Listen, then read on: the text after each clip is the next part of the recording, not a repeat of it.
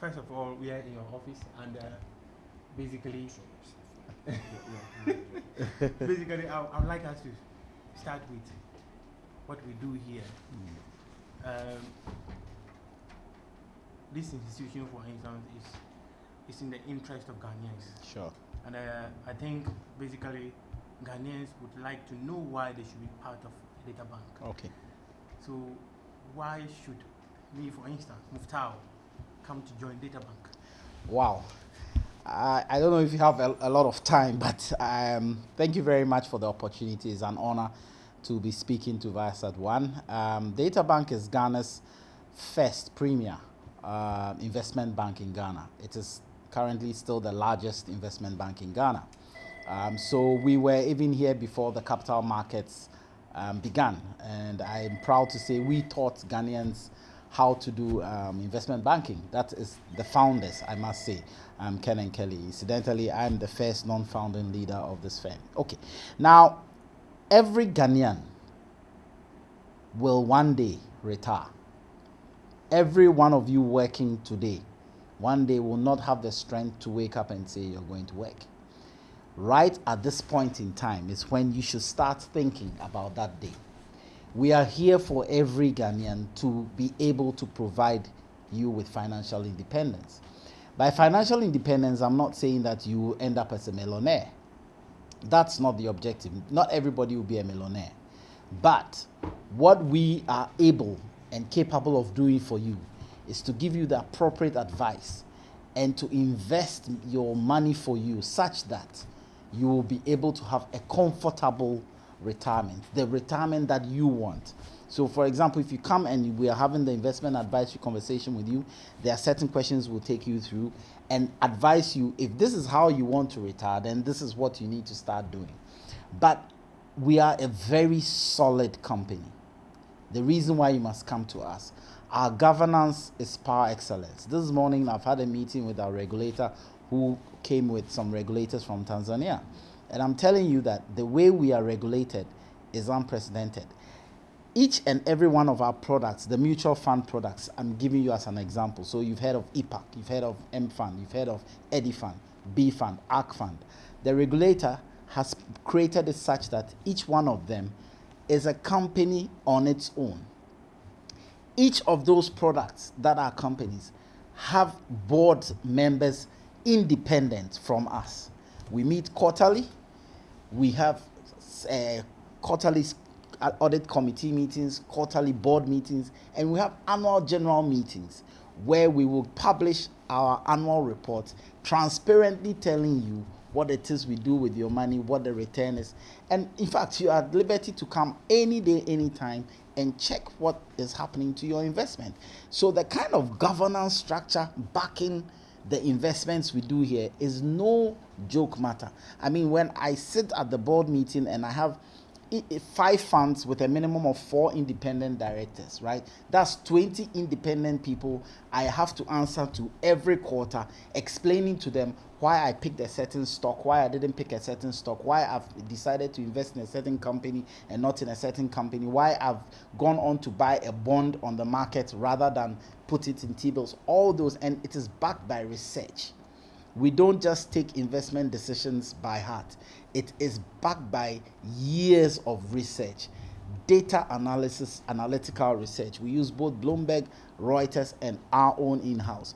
We started collecting data 26 years ago. That tells you that we started collecting data even before the stock exchange was established. Sometimes, I am proud to say, the stock exchange even sends people to us to ask to collect data. So the data bank is at par with any Wall Street firm. We can compete with any. I keep saying that we are local brand that can compete internationally. To give you more reasons why you should invest with Data Bank, I don't think we have the rest of the day. But all our products are award-winning products. The evidence is there. You can go on our website. You can go and check.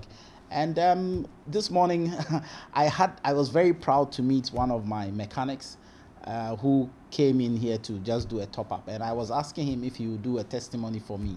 because he used EPAC to buy his first Mercedes Benz, and he used the same M fund to also almost complete his home.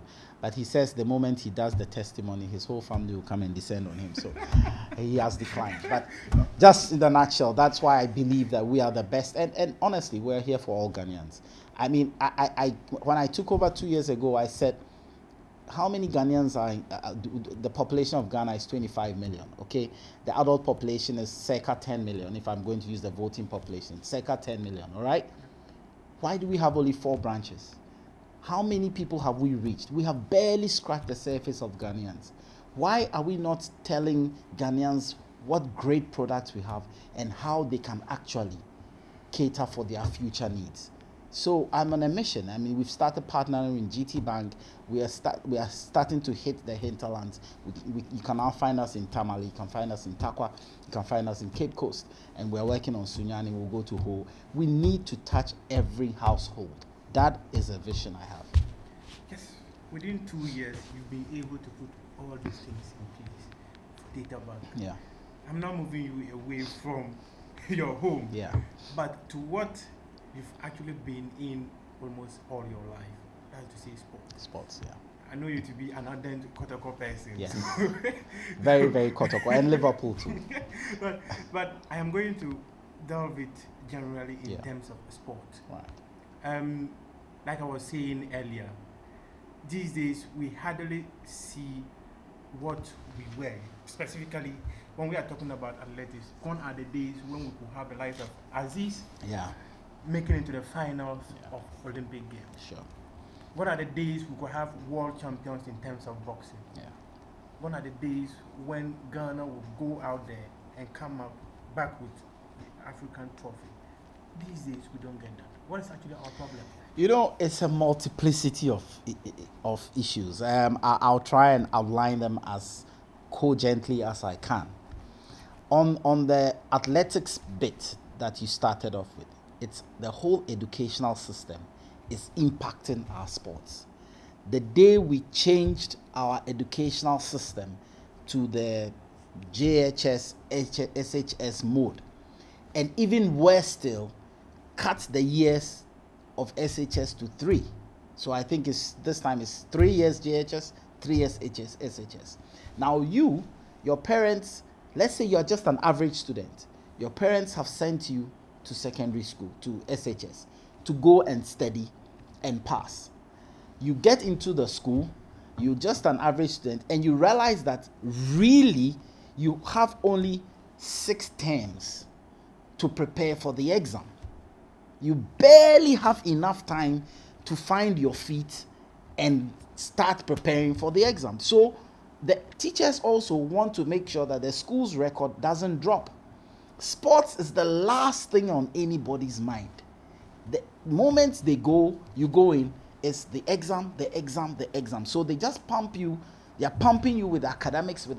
There's no way you will be given an opportunity, or if you have to be exceptional to have time to do inter-school sports. I'm told these days it's not even an annual event. It's a once in 2 year event. When I went into secondary school, we were entering secondary school at the age of 11, 12. And you had 4.5 years, almost 5 years, before you did your first O-level. And then you have 2 more years to do the A-level. Your first 3 years was when you will be exploring yourself.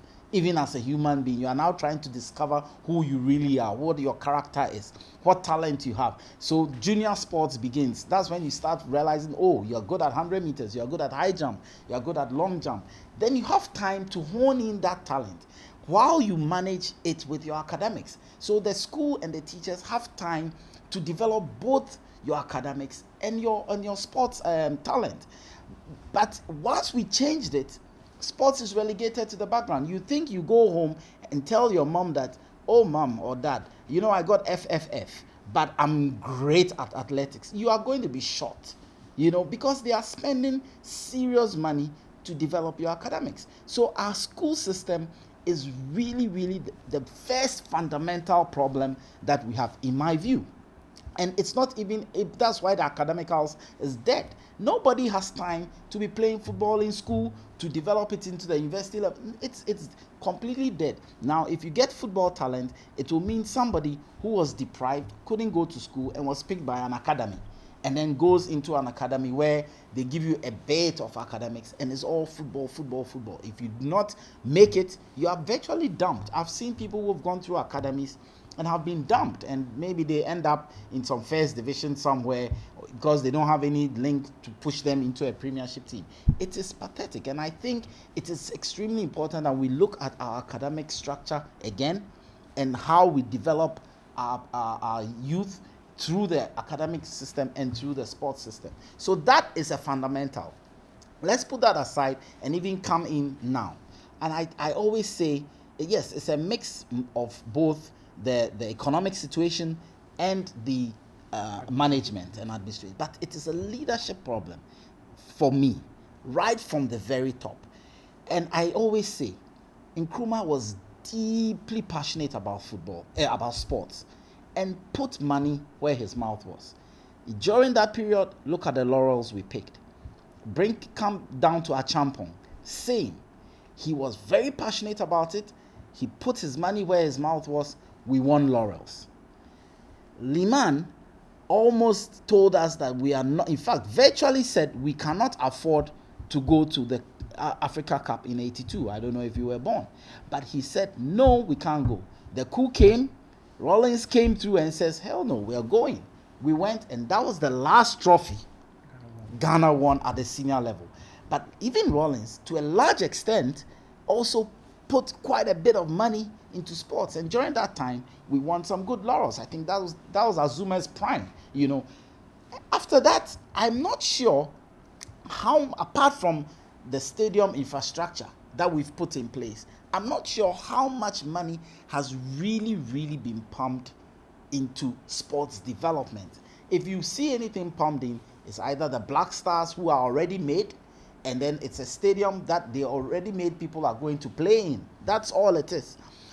Pumping money into a school like Winneba, where you are training coaches, dietitians, physical trainers, the whole infrastructure there's nothing going into it. If you go and pick some of Ben Kofi's writings, that's where you will see that the kind of investment required is not happening. But I don't think it's a function of poor economic situation, because if you go to Jamaica, I don't think their economy has blossomed that much over whatever period. They just decided to prioritize it. Jamaicans sat back and said, look here, all those guys winning the medals in America are Jamaican born. Ben Johnson, Carl Lewis, Donovan Bailey. They were all having Jamaican roots. So they sat back and said, why don't we catch our own people right here and decide that we will invest in them so they run for us? And since then, what happened? Shelley-Ann Price, Usain Bolt, and a host of them. Jamaica has been dominating the sprint scenes, and America is struggling because it wasn't real Americans who were running for America. It was Jamaicans. It is a prioritization issue. So if we sit back in Accra, in Ghana, and we decide that we will prioritize sports and put the appropriate investment in it, I tell you, we will get the laurels. Look, you mentioned boxing. I don't quite fully agree, because we are close to winning some world title people, because it's an individual sport, and one person just decides, I will invest in this guy and he will become champion. We have potential champions in Agbeko and Komi because people are investing in them. So it's just a prioritization thing. And we always talk about youth unemployment. And I'm telling the politicians this: putting money into something that you send people to stand at the traffic light and direct traffic, for me, is even demeaning to that young person you have sent there, and thinking that you've employed him, you put him on the sun and give him a pittance. Imagine that we have invested in one hockey team. That's how many youth? 30. That hockey team requires 3 coaches. That hockey team requires dietitians. People will cook for them. Doctors need to look after them. Masseurs need to massage them. People have to wash their laundry. Look, one team ripples employment down the line. It may be simplistic, but that is one hockey team, one football team. Just think about the team sports. One volleyball team, one basketball team, and the employment it will generate, and the stadium will be utilized. When one game is being played at the stadium, look at the number of hawkers who troop there just to make business. So the impact of sports is huge, provided we will put the investment there. But that's not what we are doing, because we want our short-termism. We are thinking only in 4-year cycles. So instead, we'll go and put a road between point A to point B and stand on the platform and say, hey, I've done this road. The people are happy that there's a road in front of them with street lights, but the young people are sitting there unemployed and admiring the light at night. I see it. I travel a lot. That is not giving you employment. Instead, if that town had their pitch developed into a top-class astro, and the youth there, instead of allowing them to sit down at the bars and drink, rather go onto the field to train and develop, definitely there's going to be a star coming out of there. Do you know what Wakasu is doing up north? Do you look at what Asamoah has done at Accra Academy? Think of what Akam is thinking of doing. Look at what ACN came to do. People say he could have done more. Fine. But imagine that we get in each of these teams we develop one person who can afford to pump $1 million into a project where they came from. Imagine the impact it will have. So it beats my mind, really, why we are not developing. It is just a lack of commitment to the cause. I don't think it is a lack of economic resources. Economic resources will always be scarce, as the economists say, but it is how you utilize them and what you put it to and the return that you get out of it that is important. I believe that it is better to pump money into sports properly, not just building edifices, but properly, than to surface a road that after one rain and 2 trucks and 1 election is gone. Yeah. And you made mention of politicians, and we are in the political season. Yeah, maybe that's why the politicians sprang into my brain. Yeah. We're in the political season. Yeah. The political parties that were qualified by the Electoral Commission came out with their manifestos. Yeah. Some of them have told us that they want to put up 5 new stadiums. Yeah, you see, that's... I know I have issues. For instance, and the MPP, they are also saying that they will put up a stadium in each of the 5 regions that do not have any. Yeah. They're also thinking of completing the Investor of Ghana Sports Stadium. Yeah. We also have the CPP, who also came out with their manifesto to tell us that football has taken so much center stage. So they want to build an autonomous body that will take care of only football, and then the other lesser known sports, as we call them, will be under the sports ministry. All these promises they are giving to Ghanaians, are they feasible?